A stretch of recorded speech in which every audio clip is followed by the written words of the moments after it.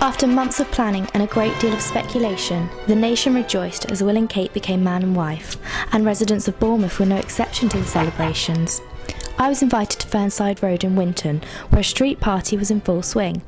Kathleen Carter is the party organiser. I just wanted to have some sort of a community in Fernside Road. I mean, some years ago I was going to organise a community party, but things didn't happen. So this wedding was an opportunity to have another go. No interest in the wedding whatsoever. Really? None whatsoever. I mean, I hope they're happy, but I have no particular interest in the wedding at all. I'm just interested in creating a community in Fernside Road. Another member of the street is Georgina Hops. She also helped with the organisation.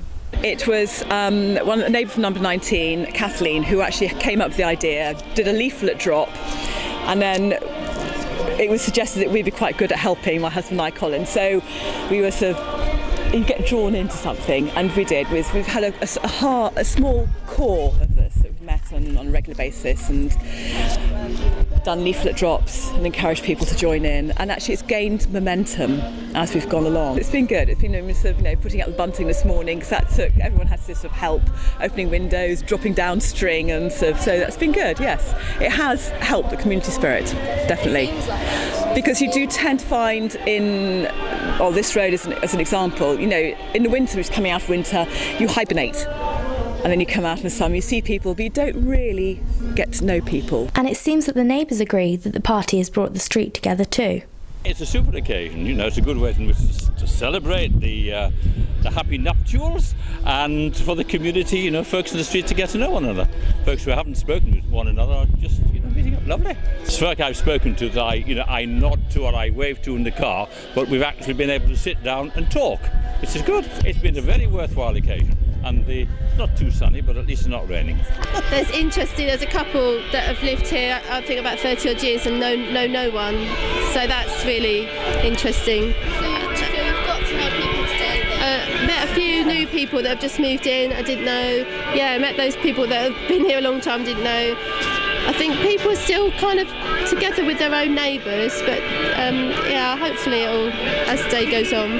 Actually, I've just met someone who I actually been attending a patient participation meeting at the doctor's surgery for 3 years now, and we didn't even know we lived in the same street. Yeah, we've been going to the same meeting for over 3 years, so that was quite interesting, yeah. And it's not just the adults celebrating the big day. I spoke to Eve and Lucy about their views on a street party. It's strange because you don't really do this sort of thing. Have you got to know many people that you hadn't spoken to before? Yeah, and I also found out one of the people that lives down my street goes to my ballet class.